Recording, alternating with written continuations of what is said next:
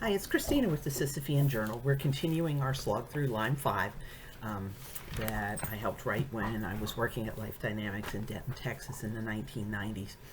And today we're looking at, I don't know why Mark put this in a separate category, but he did, aspirating on vomit.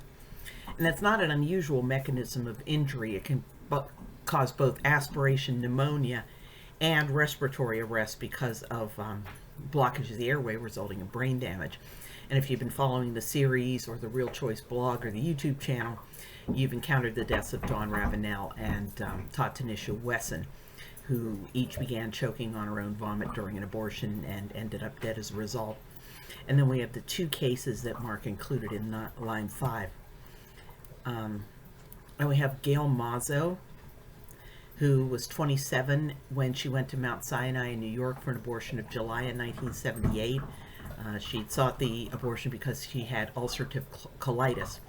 While she was under general anesthesia for the abortion, she began to vomit and breathe some of that into her lungs, and that caused the complications that killed her. And Gail's survivors followed suit against the anesthesiologist for failing to recognize that Gail was a high-risk patient and to treat her accordingly.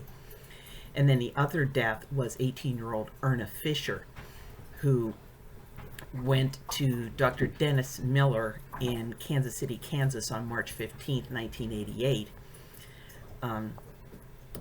Erna's mother was in the room with her holding her hand. During the abortion, Erna suddenly sat up, went into convulsions, and started throwing up. Miller just continued with the abortion while Erna choked on her own vomit. And then he delayed another 10 minutes before summoning any emergency help. And his only attempt to revive her was with smelling salts. When the ambulance crew arrived, they just found Miller sitting there holding Erna in his arms. Her airway was still full of vomit. He didn't even bother to suction it. And he justified failing to check her airway or provide any oxygen by saying, "Since I didn't realize what was going on, I didn't think it would have made any difference." And Miller later admitted that he'd given Erna painkillers that he knew could cause vomiting and hadn't asked her before starting with the abortion when she had last eaten. So, again, a couple of very sad cases of needless deaths.